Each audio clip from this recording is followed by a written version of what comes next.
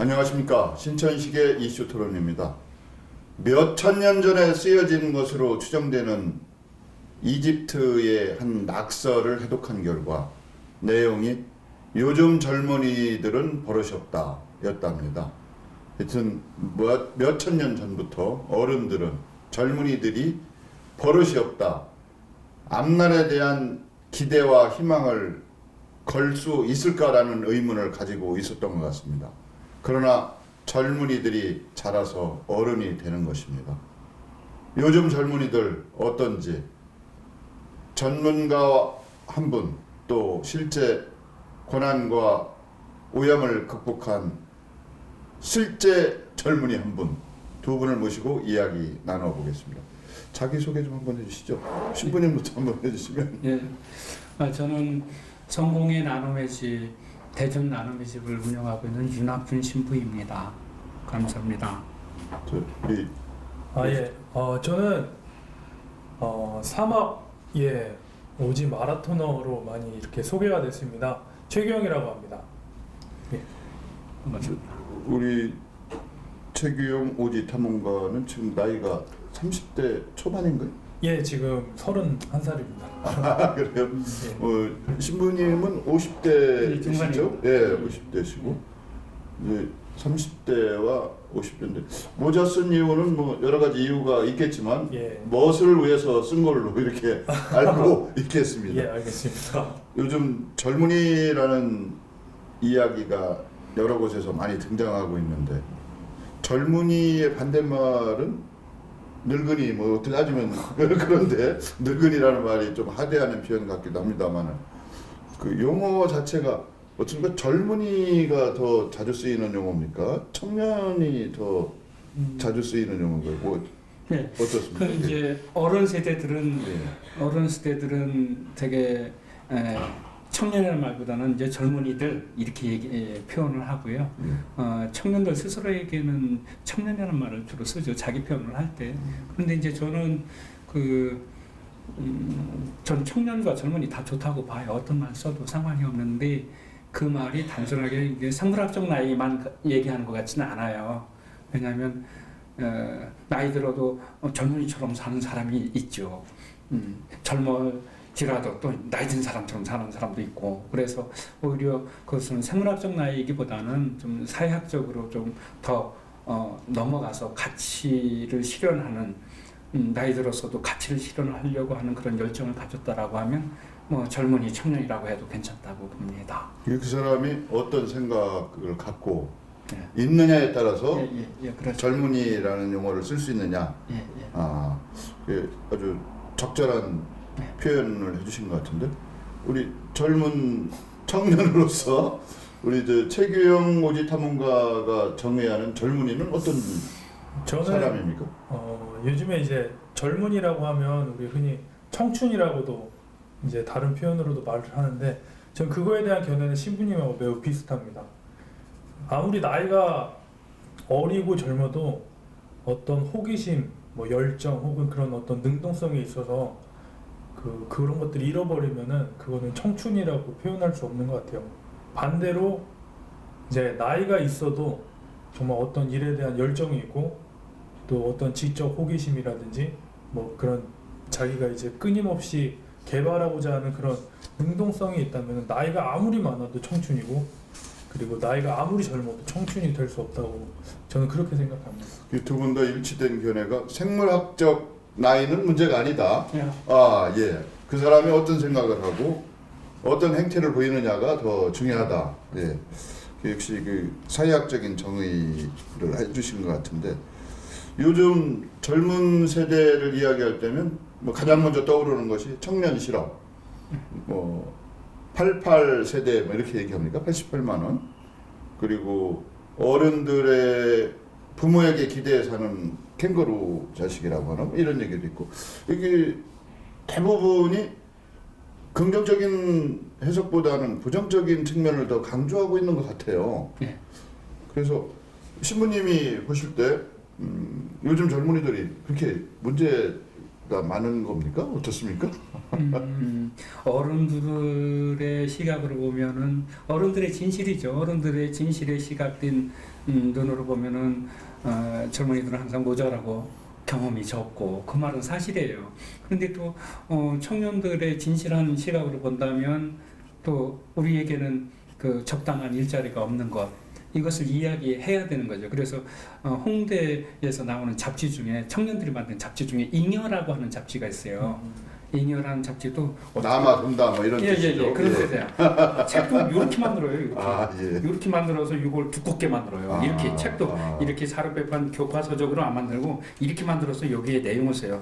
책 두께도 이렇게 하고 이걸 두껍게 만들었어요. 예전에 무슨 쪽지 편지 뭐 이런 모음 같으네요, 이게. 예. 아니 그거는 이제 쪽지 표지는 그래도 우리가 흙이 두껍게 교과서적으로 만들었는데 사이즈만 작을 뿐인데 이것은 아주 예. 식사학적으로 이렇게 딱 예. 만든 책이에요. 그 잉여라는 잡지를 보면은 이제 말하자면 자기들은 일자리도 없고 계약직에 지금 많이 청년들이 있으니까 어른 세대들이 놓지 않고 그걸 놓아주면은 자기들의 청년들의 일자리가 되는데 거기에 대한 이야기를 쓰는 거예요. 그래서 저는 지금 청년들이 자기 표현을 하는 그 노래 같은 것도 좀 그래서 좋아하는 거죠. 그 부르자는 놉니다. 김대중 가수가 부른 그런 노래도 보면 잉여자로서 항상 우울했었는데 요즘은 잉여자로서 긍정성을 자꾸 찾아가려고 하고 요즘은 그러면서 이제 우리 어른 세대들과는 좀 다른 차별성을 갖는 이야기를 좀 하고 있습니다. 예. 젊은이로서 우리 최규영 탐험가 이제 탐험가 이렇게 불러야 되는 거죠? 예, 어떻게- 오늘은 그 입장으로 나왔습니다. 그래요? 그러면 우리 최규영 탐험가한테 물어보겠습니다. 젊은이로서 예. 요즘 젊은이들 지금 어른들이 보는 것처럼 문제가 있다고 보나요? 제가 겪는 그런 입장에서도 그리고 저와 함께하는 그런 입장에서도 사실 문제는 조금 있다고 생각합니다. 그러니까 뭐 젊은이로서 젊은이를 판단하는 것보다는 뭐랄까요? 물론 신부님께서 말씀하신 측면도 굉장히 맞는 면이 있고요. 그리고 요즘 세대는 흔히 우리 이제 인터넷 정보화 시대라고 하는 이 속에서 이 친구들은 이제 그 청년 실업 혹은 88만 원 세대를 직접 몸으로 안 겪어보는 것 같아요.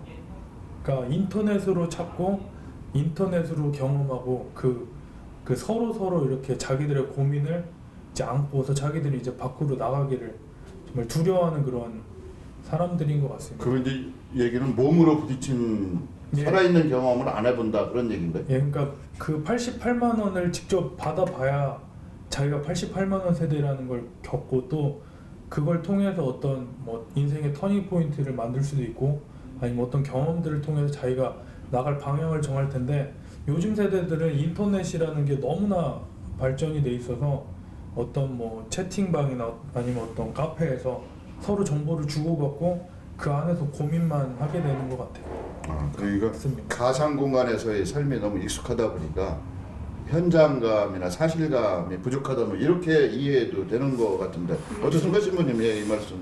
저는 그 말씀에 동의를 많이 하게 되네요. 뭐냐면 이게 사는 것은 인생이라는 것은 살며 부딪히고 고꾸라지고 무릎팍도 깨지면서 이렇게 아프다 정말 다음은 조심해야 되겠다 들 뿐이에요. 뭐 이런 생각도 해가면서 사는 건데 지금 이제 말하자면 아버지 엄마랑 이야기하지 않고 학교 선생님과 담을 쌓고 그냥 가상 공간에서만 하니까 이런 어떤 사람과 실제적인 삶의 경험으로서의 신뢰하는 경험이 부족한 거죠.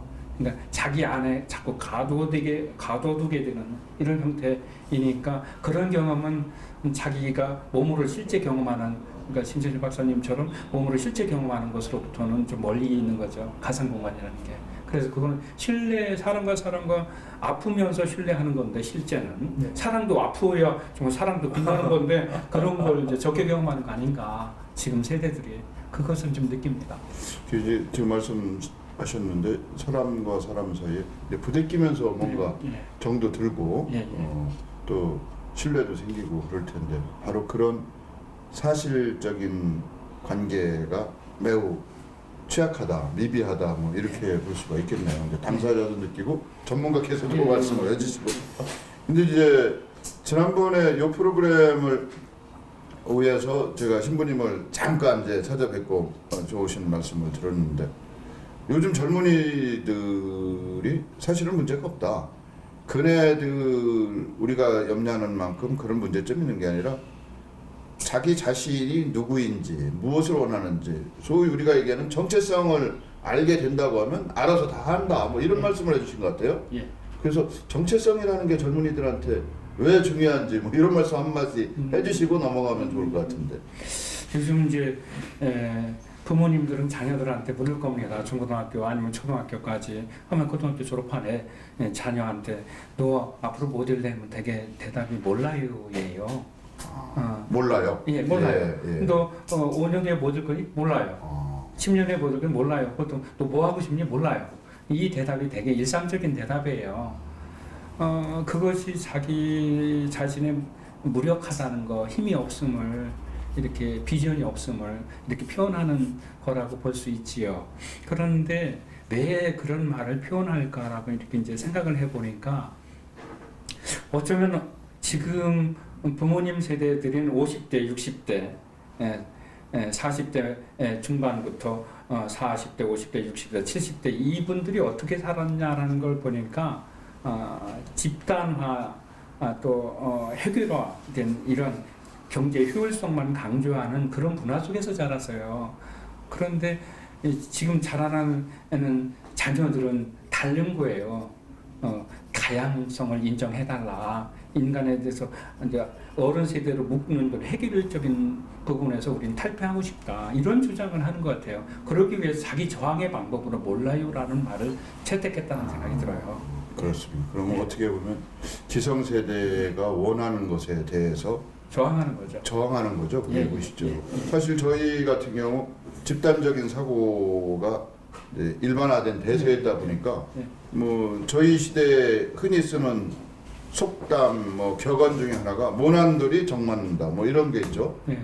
그 가장 그 자체가 규격화 획일화를 강조하고 그런 시스템에 길들여지도록 이렇게 하는 것 같은데 이제 그러한 현실적인 문제를 현실 속에서 극복하기 위해서 몸으로 또 부딪혀본 우리 최기영 오지 탐험가죠. 이제 오지 탐험가라는 말을 이렇게 쓴다는 것이 어떻게 보면 매우 거창할 수도 있지만 또 어떤 의미에서 보면 요즘 젊은이들에게 또 다른 하나의 롤 모델이 되지 않을까 싶어서 이 자리에 모셨는데 이 사막 오지 탐험가 이런 그 자격이 뭐 따로 있는 건 아니죠? 어떻습니까? 예, 뭐 아직까지 대한민국에서 어떤 탐험가라는 그런 직업을 그 말 그대로 정말 정체성 있게 뭐 이렇게 뭐 정의화했다든지 그런 거는 크게 없는 것 같아요. 그래서 지금 당장 저는 그리고 제가 당분간 했던 일은 이런 오지 탐험가의 혹은 이런 마라톤의 길을 저는 걸었고요. 그래서 지금 이 자리에 나온 거고요. 자격은 그렇게 크게 뭐 어떤 시험이 있고 그런 건 아닙니다. 다만 그러면 네, 잠깐만요. 예. 이제 얘기 도중에 계속 이제 얘기를 해주실 거니까 사막 오지 탐험가의 자격은 없지만 어떤 코스를 완주하면 그런 그 호칭을 사용해도 되는 겁니까? 인정을 받는 겁니까? 예, 제가 했던 일은 예. 이제 그 레이싱 더 플래닛이라는 그런 어떤 극지 레이스라고 보면 돼요. 그러니까 사막에서 펼쳐지는 레이스인데 250km의 구간을 이제 칠레 아타카마 사막 그리고 중국의 고비 사막 그리고 이집트 사하라 사막 남극 이게 각 3달간의 간격으로 각 나라에서 이제 각각 경기가 열립니다. 그래서 그 경기에 저는 이제 그 제 열정을 다해서 그리고 열심히 일을 해서 돈을 벌어서 그 자리에 출전을 했고요. 한번 정말 해보고 싶었고 그래서 출전을 하게 됐고 어떻게 무사히 다 이렇게 총 1000km의 구간을 이제 완주를 했습니다. 그래서 한국에서는 이 1년 안에 다 한 사람은 이제 처음으로 이제 어떤 등록이 됐고요. 그리고 모든 코스를 1년 안에 완주한 사람으로 유일하다, 최초다, 뭐 그런 건가요? 예, 예. 어. 그래서 예, 그런 쪽에 많이 이제 또 관심이 있었고요. 그래서 지금 이런 호칭을 예, 주지 않았나 싶습니다. 내가 우리 최규영 탐험가를 안 지가 뭐 그렇게 오래된 사이는 아닙니다만 예, 예. 한 2년 정도 된 것 같은데 예. 우리 최규영 탐험가, 이 탐험가라고 하는 말이 좀 쑥스럽긴 합니다만 최규영 탐험가 같은 경우 집안이 그렇게 넉넉한 집안이 아니어서 여기 출전하는 데 들어가는 비용은 어떻습니까? 주최 측에서 다 부담을 해주는 건가요? 어떻게 되나요? 아니 일단 비용 면에서는 대회 그러니까 총 대회 그 참가비만 한 2,400만 원 정도 들고요. 아, 그리고 제가 그곳들을 이제 거치기 위해서 이제 전 세계 한 18개 국가를 이제 배낭 앞뒤로 메고 이렇게 돌아다녔는데 최대한 이제 그 돈을 제가 여행 경비로 이렇게 내는 거를 줄이기 위해서 많이 굶기도 해야 됐었고요. 그리고 그 돈을 모으기 위해서 제가 첫 번째로 했던 거는 60만 원짜리 티켓을 사서 이제 호주로 이제 떠났습니다. 호주에서 이제 농장에서 그 워킹 홀리데이 예, 비자 워킹 이런 홀리데이 거요? 비자로 아, 이제 거기 이제 브로콜린이라는 작물이 있어요. 굉장히 놀라운 작물이죠. 사람의 허리를 예, 허리를 정말 못 쓰게 만들 수 있는 그런 아, 놀라운 작물인데 거기서 이제 저는 중노동을 하죠. 한 5개월 정도 이제 그곳에서 열심히 일을 해서 예, 아침에 눈 떠서 새벽에 눈 떠서 밤늦도록까지 일을 해서 경비를 마련을 했고요.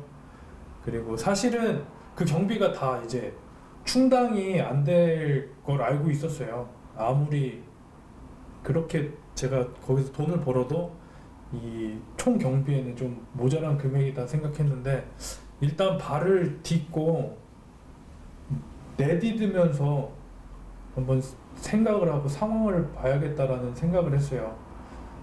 왜냐면 일단 다, 저질러 보니까 뭐 방법이 생겼습니까? 예, 다 어. 준비를 하고 완전 계획된 대로 다 간다면은 그 도전의 의미를 잃어버릴 것 같아서 그래서 일단은 발을 내딛고 지내다 보니까 그 마지막에 그 남극 참가비가 1,400만 원이었는데 그거에 대해서 그 경비가 마련되지 못했어요. 저는 이제 그 경비를 다 모으지 못했어요. 마지막까지. 근데 그런 저의 이야기를 듣고 사람들이 조금씩 제 꿈을 위해서 도와줬습니다. 아, 저는 그거를 생각하고 간 게 아니라 저는 어느 나라에서든지 내가 일을 해서라도 내가 벌어서 가야겠다. 이 꿈만은 내가 놓치지 않겠다라고 움직였는데 움직이다 보니까 그 이야기들을 사람들이 듣고 예 조금씩 도와줘서 저는 그래서 이제 그 그랜드슬램을 달성할 수 있었습니다. 예. 대단하시네요. 글쎄요. 자, 지금 뭐 이따 또 신부님한테 여쭤보겠습니다만 이런 모습이 요즘 뭐 젊은이들이 다 나약하고 의지가 부족하고 이런 건 아니겠습니다만 뭐 하나의 귀감으로서 충분하게 가치가 있다 이렇게 말씀을 해주실 수 있나요? 어떻습니까? 아유, 그러면 대단하십니다. 대단한 청년입니다. 왜냐하면 그 극지 탐험한다는 게 자기랑 싸움 아닙니까? 결국은 사막을 오래도록 걷는다는 거 정말 쉬고 싶은데 쉬지 않고 가는 거 아닙니까? 자기랑 싸움하고 자기랑 깊은 대화를 나누는 거 아닙니까? 결국은 그게 이제 성인들의 삶을 보면은 자기한테 고통을 주어서 깨우침으로 가는 거거든요. 그러니까 이제 성인들의 삶과 비슷한 거예요. 그래서 그렇게 뭘 성취했다기보다는 그런 과정 속에서 자기를 들여다보는 거 이게 가장 중요하다 여겨요. 그래서 그런 점에서 보면 저는 그만큼 고통스러운 길을 걷지 않아갖고 저보다 더 성인 아닌가 싶습니다. 그 우리 저 최규영 탐험가한테 하나 더 좀 물어보고 싶은데 그 6박 7일이요? 예. 6박 7일 동안 그런 오지 극지를 이제 스스로 뭘 타고 가는 게 아니고 자기가 걷든지 뛰든지 뭐 이렇게 해야 되는 거 아닙니까? 예. 그러면 그 극한 상황에서 혹시 생명의 위협을 느낀다든지 뭐 이런 경우는 없어요? 그 경기 안에서는 어떤 어려움이라든지 고통이라는 거는 그냥 매 순간 오는 것 같아요. 그러니까 매 순간 오는 건데 그걸 이제 어떻게 받아들이느냐에 따라서 그 순간을 딛고 갈 것인지 포기할 아니면은 것인지. 예, 의사한테 제지를 당하든지 아니면 자기가 포기를 해서 경기 중간에 이제 탈락을 하든지 아니면 집으로 가든지 그렇게 되는 것 같습니다.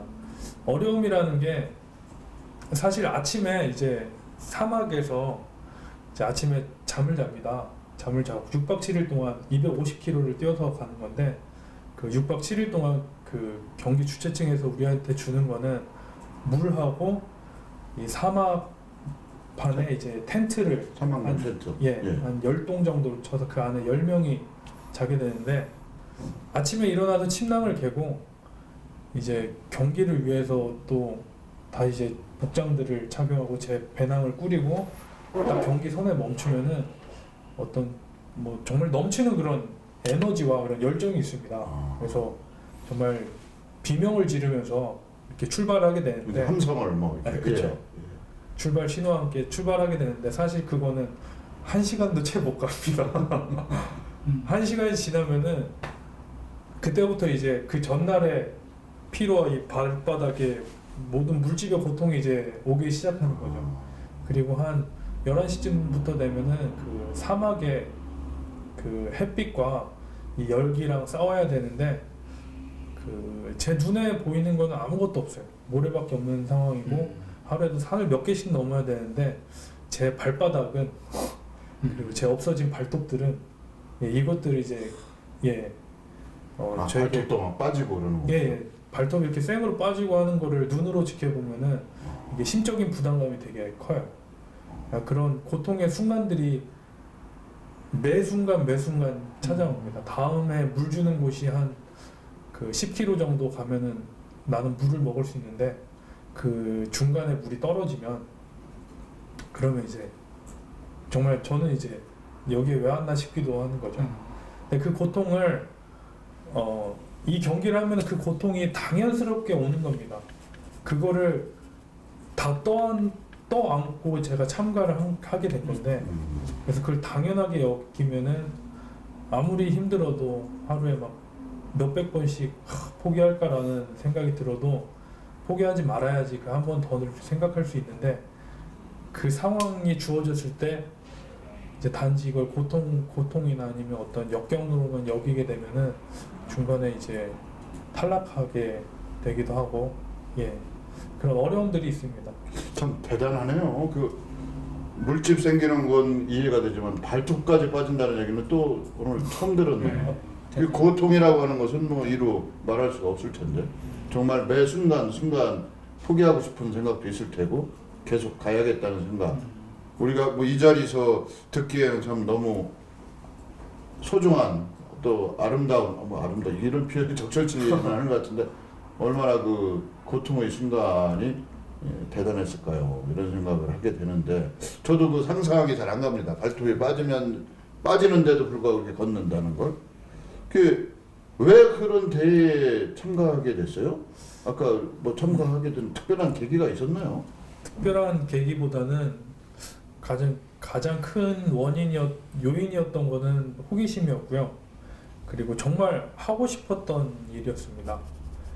그러니까 제가 이제 제 가슴을 이렇게 두드린 그런 일이었어요. 그러니까 보기만 해도 가슴이 뛰는 일. 살다 보면은 그런 일들이 되게 많은 것 같아요, 세상에는.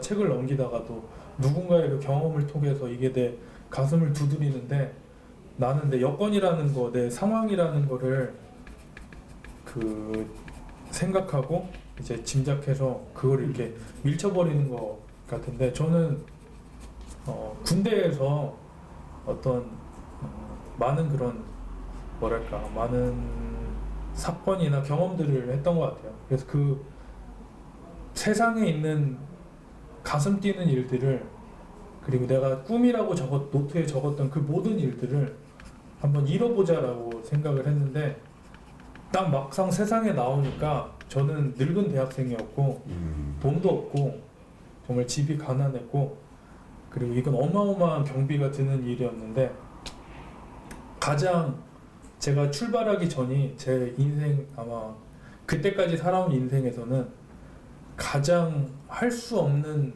이것을 하지 말아야 될 이유들이 가장 많았던 시기였던 것 같아요. 그 시기가 가장 많을 때 이걸 한번 부딪혀서 깨보고 싶은 생각이 들었어요.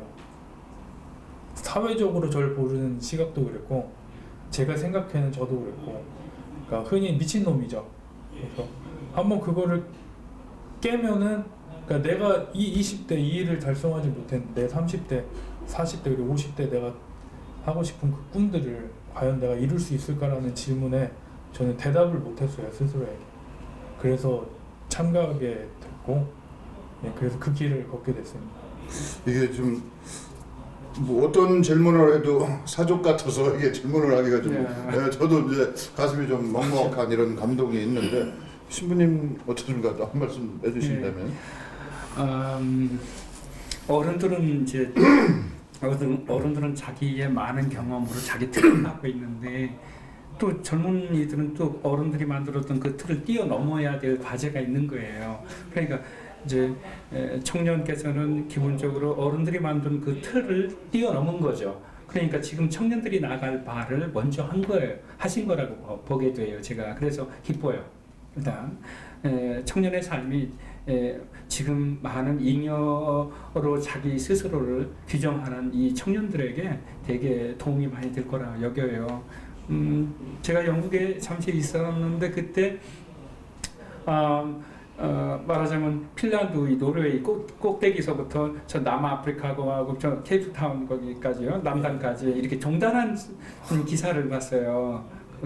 그분이 그거 종단하면 느낀 것을 글로 쓰고 영국에서 내가 그걸 보면서 우리는 왜 그런 거 우리도 좀 그렇게 하면 안 될까? 그래서 이제 말하자면 한반도에서도 횡단도 하고 정단도 하고 만약 저 온성 저기 한반도 맨 꼭대기서부터 저기 남단까지 마라도까지 한번 가면 좋겠다 막 이런 거 그런 것도 이념을 떠나서 그런 거 하면 참 좋겠다 뭐 이런 생각을 언뜻 갖곤 했었어요. 그런데 이미 그 생각을 실현하신 거죠.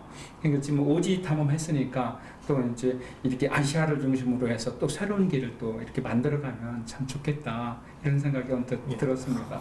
이제 우리 최규영 탐험가 이야기를 듣고 나니까 이제 뭐 잔잔한 감동이라고 할까, 뭐 깊은 울림이라고 할까, 뭐 이런 것이 이제 있는데 뭐 이런 일을 통해서 본인이 뭐 내면의 깊이가 있으냐, 성숙해냈냐, 뭐 이게 너무 좀 상투적인 표현 같아서 이제 앞으로 또 다른 계획이 있어요? 뭐 어떤 계획이 있습니까? 예, 저는 또 다른 계획들이 있습니다. 뭐 좀 얘기를 해준다면. 오늘 이 자리까지는 제가 어떤 오지 탐험이라든지, 왜냐면 저 이제 교환학생을 유학을 또 아프리카에서 했었어요. 그러니까 그런 오지에 관련된 어떤 그런 거에 대한 사랑도 애착도 남달랐고, 그래서 오늘까지는 이 자리를까지는 제가 그런 사람으로서 왔는데, 사실은 저도 똑같은 젊은이입니다.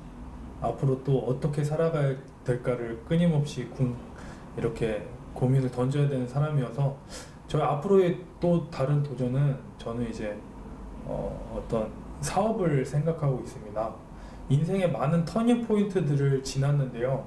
그게 지나면서 저한테 제가 느꼈던 거는 이제 저는 원래 한비아 그 NGO 그분과 같이 그런 위대한 NGO 어떤 전문가가 되고 싶었는데, 근데 아프리카에서 느끼고 각 세계를 돌아다니면서 느꼈는데, 그런 내 몸을 던져서 내 몸이 한 사람이 가서 어떤 소수의 행복을 지키는 것보다는 그 나라는 사람이 더 많은 가능성을 가지고 조직을 만들어서 다수의 행복을 지켜줬으면 좋겠다라는 생각이 들었어요. 그러려면 어떻게 해야 될까 했을 때 저는 직장 생활하면서 이렇게 하기에는 아직 젊으니까 좀 더 큰 꿈을 꿔서 그 사업을 하고, 그리고 그 사업을 통해서 돈을 얻어들이는 것보다는 세상에 돈의 흐름이 있잖아요. 그래서 이 돈의 흐름이 저를 통해서 그런 쪽으로 이렇게 널리 쓰였으면 하는 그런 계획들이 있습니다. 아주 뭐 그 꿈도 이루어질 것이다 뭐 이렇게 기대를 하게 되는데 이제 저희가 오늘 이야기하려고 하는 것이 젊은이들이 의지가 박약하다, 미래에 대한 꿈이 없다, 뭐 이런 전제하에 어떤 이야기를 풀어 나갔어요. 그러나 이제 신부님은 지난번에 잠깐 만남이었었지만 그때도 젊은이들은 아니다, 충분히 해낸다. 젊은이들이 자기 스스로 누군지 무엇을 원하는지를 알게 되면 뭐 어떤 일이라도 할 수 있다, 걱정할 필요가 없다, 이런 말씀을 해주셨어요. 예. 어떻습니까? 지금 이제 우리 최규영 오지 탐험가가 이제 앞으로는 또 다른 이름으로 불리게 될 것 같은데 그 꿈이 충분히 가능성이 있다고 보시나요? 제가 이제 그 가능성을 보는 시점이 이겁니다. 뭐냐면은 어른 세대들은 기본적으로 효율성을 가장 극대화하는 데 익숙해진 사람들이에요. 어른 세대들은 효율성, 근대 교육이 효율성을 가장 높은 잣대로 보거든요. 그러니까 사람을 효율적인 인간이가, 그러니까 효율적인 건 이득을 가장 많이 보게끔 인간을 그렇게 만들어요. 그런데 젊은이들은 손해 보면서도 일하거든요. 불편한데도 일해요. 그러니까 이제 그것이 지금 불편한데 지금 오지 탐험하는 거거든요. 사막에 불편한데 손해 보면서 간 거거든요. 그게 돈 되는 거 아니었잖아요. 그런데 그걸로 인해서 새로운 이상을 펼친 거죠. 그래서 기존의 어른 세대들이 가졌던 효율성을 최고 잣대로 보는 이런 형태보다는 젊은이들이 손해를 봐도 괜찮다, 이 일은 한다, 불편해도 난 이 일을 한다라고 하는 이런 생각들이 다른 사람과 유대감을 갖게 한다는 거죠. 나보다 못한 사람과 유대감, 나보다 못한 아프리카 사람들과 유대감을 갖게 한다는 그런 발언이라고 생각했어요. 예. 지금 말씀이 그런 점에서 참 좋은 것 같아요. 그러니까 이제 나보다 못한 사람과 연대감을 갖기 위해서는 불편함과 손해를 감수해야 돼요. 청년들은 그걸 감수할 의지가 있는데 어른들 손해보지 마라 그러거든요. 불편한 곳 가지 마 이렇게 하는데 그걸 떨쳐 나오시는 거죠. 최유영 선생님께서, 청년께서. 저는 그런 점에서 높은 평가를 하는 거죠. 그런 점에서 지금 청년들도 어른들의 잣대로 마마보이라든가 뭐 이런 친구들 있죠.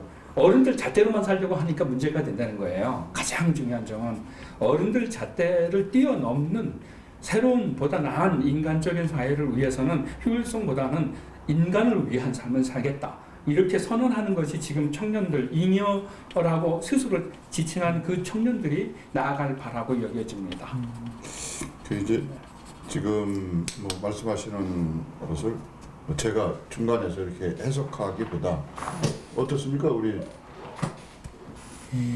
오지 탐험가 우리 이제 신부님 말씀이 이제 동의하시는 거죠?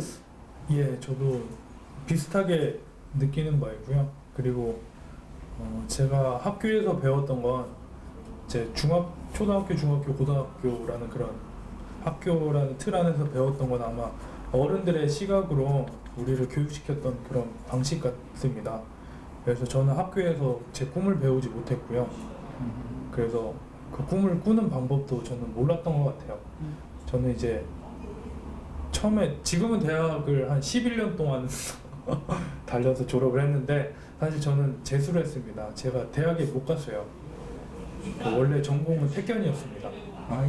예, 근데 거기서 제 꿈을 포기를 그걸 할 수밖에 없는. 떨어졌었죠 그 대학에? 예, 네. 용인대를 하나를 썼었는데 예, 아주 과감한 그런 선택을 이지망 없이. 하더라고요. 예, 용인대에서.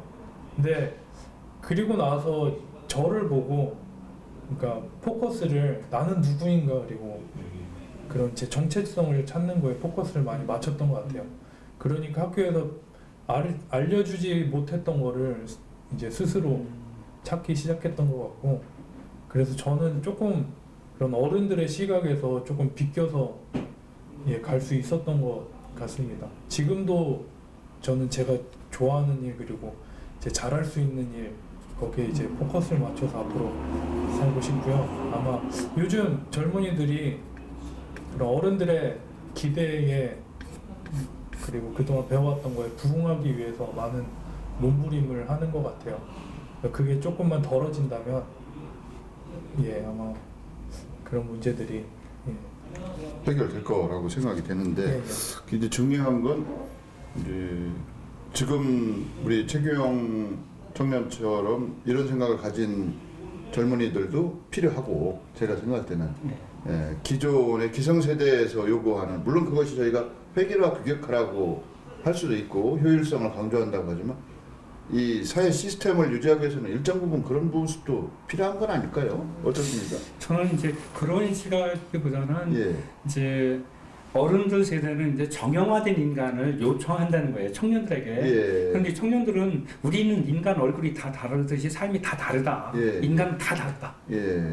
이것에서 접근하는 이제 접근 방법이 다른 거예요. 예. 어른들은 청년 세대들에게 정형화된 인간, 이런 인간이어야 돼. 이렇게 하는데 청년들은 아니 우리는 다 달라. 이런 차이인 거죠. 그래서 오히려 정형화된 인간은 거부한 거잖아요. 비껴갔다고 아까 말씀하셨잖아요. 정형화된 인간이 이렇게 대학 나와서 이렇게 취직하고 뭐 이렇게 정형화된 길이 그런 길보다는 우리 사회가 보다 풍요로워지려면 다양한 사람을 다양하게 삶의 방법을 인정해주는 어른들이 그런 걸 인정해주는 이제 그렇게 갈 때 어른들도 참 정형화된 틀에서 자유로워지는 어른들도 자유로워지고 청년들도 자유로워지는 그래서 보다 자유로운 사회가 되는 거죠.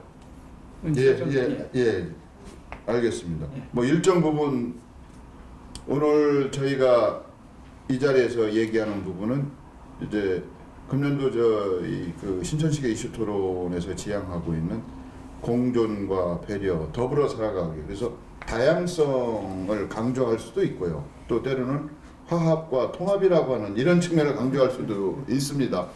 나오시는 분들에 따라서 주장이 조금씩 틀릴 수도 있습니다만 그러한 다양한 주장을 또 담아보자고 하는 것이 저희 프로그램의 목표이기도 합니다. 오늘은 청년 세대를 대표하는 저희들의 뭐 기성세대의 표현이라고 할 수도 있습니다만 나약함, 의지력 빈곤, 뭐 꿈의 실종 뭐 이런 거를 극복하고 또 다른 의미에서 새로운 청년의 모습을 제시하고 있는 오지탐험가 최규영 씨와 또 오랫동안 청소년 문제에 관심을 가지고 교육 현장에서 활발하게 활동하고 계시는 성공의 윤학준 신부님 모시고 이야기 나눠보고 있는 중입니다. 성공의 그 말씀 제가 나중에 기회 있을 때 여쭤보기로 하고 신부님께서 계신 곳이 경천과 환대 학교시더라고요. 그래서 이 학교 소개를 좀 해주셨으면 싶은데. 예. 교육부에서 이제 시범적으로 학교에 적응하지 못한 학생들이 많아요. 중고등학교 학생들이.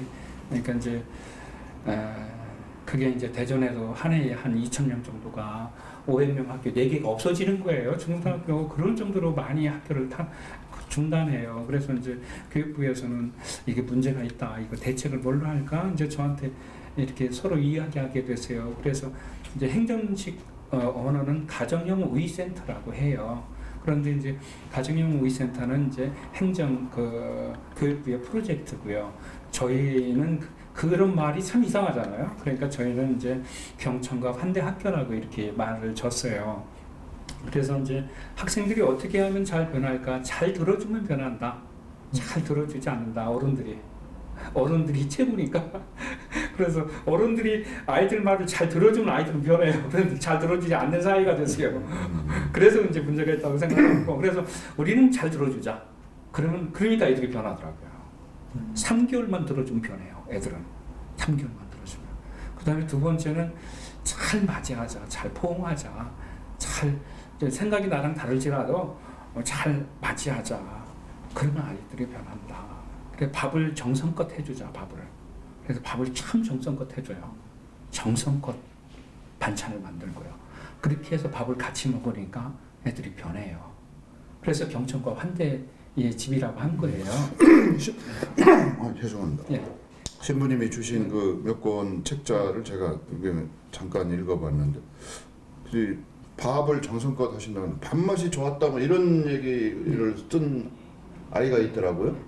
그 밥을 어떻게 해주셔서 뭐 좋은 쌀을 쓰시고 뭐 아니 하여튼 좀 예. 유기농을 주로 쓰고요. 예. 유기농 생산 그 생협에서 이렇게 한살림 생협이 있어요 대전에. 그 생협에서 이제 이렇게 젓갈도 저희한테 줘요. 그래서 고맙죠. 그래서 한살림 그 한밭 생협이 있어요. 한밭 생협에서 이렇게 젓갈을 줘서 그 쌀로 반찬을 만들고 또 밥을 할 때도 기도하는 마음으로 해요. 모두다가 씻을 때도 이걸 먹고 애들이 잘 변할 거다. 우리 학생들이. 그런 마음으로 해서 애들 밥을 먹으니까 확실히 변해요. 그런데 지금 핵가족화되면서 엄마도 직장, 아빠도 직장 다니니까 밥 냉장고에서 꺼내 먹어 뭐 이러잖아요. 이러면서 그 냉장고에서 끓이면 차거든요. 그런데 이제 뜨뜻하게 정성 들여서 이렇게 애들 밥을 같이 먹으니까 아이들이 정말 변해요. 그래서 저희들은 일단 정성을 들이자. 정성을 들이면 변한다. 이런 생각입니다. 학생들이 많은 인원은 아닌 것 같고 제가 느낀 것은 그 신부님 사무실 가서 선생님들이 8분 계시다고 예, 그랬었나요? 예. 학생 수 15살. 예, 학생 수에 비해서 선생님들이 참 많으시구나. 예, 예. 근데 그 선생님들의 뭐 자질이라는 표현이 적절치 않겠지만 어떤 헌신하고자 하는 봉사하고자 하는 그런 마음가짐이나 이런 게 참 중요할 것 같아요. 어떻습니까? 그 선생님들은? 우리 선생님들이 갖고 있는 원칙들이 있어요. 예. 일단은 선생님들이 무언가를 주면 빼앗지 않는다는 이런 원칙이 있어요. 주고 빼앗지 않는다. 이런 원칙을 갖고 있어요. 섬기고 지배하지 않는다. 이거 대단히 중요해요. 그런데 우리는 주고 빼앗거든요. 우리 사회가. 이거 내가 줬으면 기브 앤 테이크 사회잖아요. 그죠? 주면 뺏는 거예요. 주면 주고 나서 빼앗지 않는다. 그 다음에 섬기고 조금 지배하려고 해요. 내가 너 이만큼 섬겼으니까 너 나한테 이렇게 해줘. 이렇게 지배. 그런데 섬기고 지배하지 않는 이런 원칙이죠. 우리 선생님들이 아이들과 얘기할 때 이런 거예요. 내 속에 사랑이 가득하지 않을 때는 얘기하지 않는다. 내 속에 사랑이 저 학생에 대한 돌봄과 그 사랑이 가득할 때만 이야기하고 서로 손을 잡는다. 이런 원칙이 있어요. 그러니까 막 자기 속이 불안할 때는 아이들 만나는 거 제가 만나지 말라고 하거든요. 그러니까 진실한 마음일 때 아이들 만나니까 아이들이 변해요. 그 경천과 헌대학교에 대해서는 제가 이 프로그램에서 지난주에 대안교육을 가지고 얘기를 나누는 그런 차원에서도 진작에 좀 만나서 말씀을 들었으면 더 좋았을 것이다. 앞으로 또 기회를 좀 갖도록 하겠습니다. 앞으로 경천과 헌대학교가 그날도 신부님 잠깐인데 뭐 교육부에서도 전화가 오고 뭐 이런 것 같더라고요. 그 시스템을 확장하자라든지 뭐 이런 얘기였던 것 같은데 앞으로 구상은 어떤 구상을 갖고 계시나요? 경천과 헌대가 기본적으로 작은 학교입니다. 예. 기존 대형 학교에서는 사람 학생 수가 많으면 있잖아요. 해결화되고 집단화돼요. 그래서 한 사람 한 사람의 주어진 천품 있죠. 하늘에서 주어진 품이 있죠. 한 사람이 다 달라요. 그것을 개발해내지 못해요. 그래서 작은 학교를 많이 작은 학교를 세우자. 그래서 작은 학교 세우기 운동을 벌였으면 좋겠어요. 좀 그렇게 하고 있고요. 그런데 이제 이 작은 학교에서는 꼭 그 로드스쿨을 해요.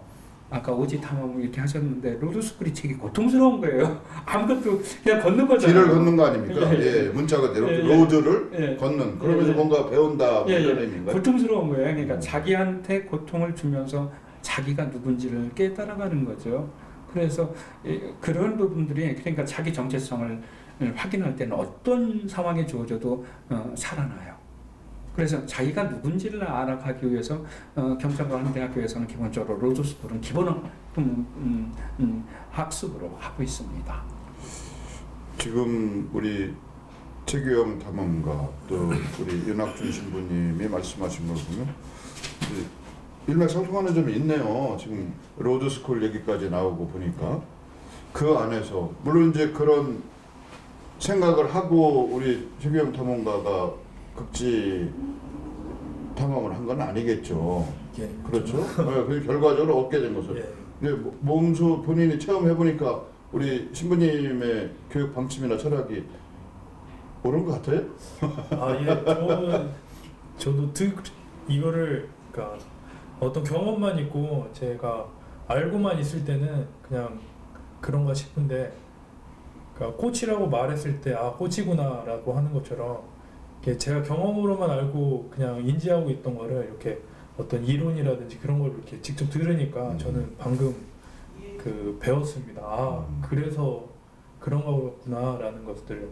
저도 그런 부분에서 굉장히 지금 저는 사실 모르고 시작했습니다. 근데 겪고 보니까 아, 그 안에서 흔히 그런 얘기 하더라고. 진짜 힘들 때 자기가 나온다고 하더라고요. 진짜 그 사막에서 진짜 힘들 때 손 한 번 이렇게 내밀어주는 사람이 누구인가? 그게 내가 될 수 있을까? 그런 생각들을 많이 했거든요. 그런 부분에서는 맞는 답인 것 같습니다. 이제 우리 최경 탐험가가 앞으로 또 새로운 계기를 마련해서 새로운 일을 하겠다고 이렇게 얘기를 했는데, 지금까지 본인이 겪었던 체험을 통한 뭐 학습이라고 할까, 경험이라고 할까, 이런 것도 잘 살려서 뭐 어떤 사업이 될지는 모르지만 같이 그 안에다가 섞어서 버무리를 한다고 하면 더 좋은 어떤 성과가 있을 것 같으네요. 효과도 더 클 것 같고. 예, 그렇게 많은 분들이 제 주위에 많은 분들이 그렇게 기대를 하세요. 그렇게 기대하고 이제 저도 제가 생각했을 때 근데 그런 분들의 기대도 있긴 하지만 저는 이제 기대보다는 정말 제가 행복한 길을 선택해야 제가 그 느꼈던 거를 한번 실현해 보고 싶은 그런 마음들이 있어요. 다시 저는 도전을 하는 거죠. 그런 모습이 또 다른 사람한테 영감을 나중에 줄 수 있다고 저는 생각해요. 저는 아마 죽을 때까지 새로운 거에 계속 도전을 할 것 같습니다. 예, 뭐 지금 우리 최규영 탐험가 얘기 들어보면 젊은이 영원한 인류의 희망인 것 같은데 어떤 도전, 어떤 그 결과가 나올지 또 기대해 보겠습니다. 신부님, 네. 젊은이 희망이죠, 여전히 우리한테. 젊은이 또 청년, 내가 청년인가, 내가 젊은이인가, 이런 질문을 우리들 모두에게, 어른들도 그렇고 청년들도 자기 질문을 하게 돼요. 내가 정말 청년인가? 어느 집단에 내가 갔을 때 그 집단이 선한 영향을 끼친다면 젊은이라고 하면 돼요. 어느 집단에 어느 모임이 있는데 내가 우연히 갔는데 그 사람들이 기쁨을 얻고 선한 뭐 기운을 느끼게 되고, 그러면 나는 청년으로 산다라고 되게 자의식을 가지면 돼요. 젊은이에 대한 해석, 이게 그런 해석이 있네요. 예. 젊은이, 예. 어느 집단이든 신선함과 그분들에게 행복감을 심어줄 수 있는 사람, 그런 젊은이들을 저희가 원하고 있죠. 예. 그런 우리 신부님 해석 어떻게 동의하시나요? 젊은이 여전히 희망이라고 생각을 해요? 젊은이는 여전히 희망이다라는 것보다는 희망이 돼야 되는 것 같습니다. 그래서 당장 박차고 일어나서 조금 더 호기심을 갖고 세상에 한 걸음 내디뎌야 되고, 그랬을 때 세상이 조금 더 바뀌지 않을까라는 생각을 합니다. 여전히 박혀 있고 여전히 틀에 박혀서 같은 생각만, 그리고 같은 고민들만 서로 이렇게 주고받고 질문을 내고 답을 내는 게 아니라 세상을 향해서 한번 그렇게 질문을 하고 답을 찾아봤으면 하는 게, 그래서 젊은이들이 희망이 돼야 됩니다. 두 분 다 뚜렷한 소신을 갖고 계신데 그럴 때는 젊은이답지 않네요. 지금 뭐 두 분이 좋으신 말씀 많이 해주셨는데 이제 시간이 다 돼서 이제 마무리로 한 30초 정도씩 마무리 발언 해주시면, 뭐 지금 우리 최규영 탐험가가 했으니까 신부님이 먼저 좀 해주시면. 예. 조만간 이제 최규영 탐험가께서 그 영감이라는 말씀했어요. 영감, 어쩌면 스피리추얼한 인간의 존재, 영적인 존재, 이 부분인데 이건 눈에 보이지 않습니다. 그런데 눈에 보이지 않는 가치에 대해서 향한다는 게 그 젊은이의 특권인 것 같습니다. 그래 이제 나이 들어도 눈에 보이지 않는 그 가치를 향해서 이렇게 온 몸으로 투신하는 것. 그래서 그 투신은 고통스럽거든요. 고통스러워요. 그런데 그 고통을 자발적 고통이라고 얘기해요. 자발적 고통, 자기 스스로 그 고통을 감내하려고 하는 것, 거기서부터 우리는 보다 더 자유로운 사회가 열리기 시작하는 거 아닌가. 오늘 최경 탐험가를 보니까 그 오지를 왜 탐험했을까 이렇게 보면서 자기를 시험하기도 하겠지만 궁극적으로는 보다 나은 자유로운 세상을 만들기 위해서 아닌가, 보다 더 인간적인 세상을 만들기 위해서 하신 건 아닌가 이런 생각을 갖게 됐습니다. 자, 우리 최경 탐험. 예, 저도 이번 시간을 통해서 이 젊은이라는 것에 대해서 한 번 더 생각하게 됐고요. 그리고 저는 제가 생각하는 그런 시각에서만 젊은이를 이렇게 얘기했고 뜻했는데 또 어떤 문제를 어떻게 해결해 가는지에 대해서는 전혀 알지 못했는데 이 시간 통해서 또 신부님에 대해서 정말 좋은 조언 얻게 됐고요. 그리고 다시 한번 더 생각하게 됐던 계기였던 것 같아요. 젊은이들 여전히 희망이 돼야 된다고 생각합니다. 우리 사회에서 가장 바람직한 덕목이 관용과 배려라고들 얘기합니다. 관용과 배려는 우리 신부님도 여기다 써보셨는데 자기가 불편함과 손해봄을 감수하는 겁니다. 젊은이에 대한 새로운 단어의 정의는 불편함과 손해봄을 자발적으로 감수하는 그런 모습을 가진 사람이라고 이렇게 할 수 있습니다. 젊은이는 우리에게 영원한 희망입니다. 젊은이의 꿈과 젊은이의 다양성이 마음껏 펼쳐지기를 기대하면서 신천식의 이슈 토론 마치겠습니다. 고맙습니다. 감사합니다. 애쓰셨습니다. 시간이 부족한 것 같습니다. 고마워. 수고하셨습니다. 얘기를 잘하네. 예? 응? 아닙니다.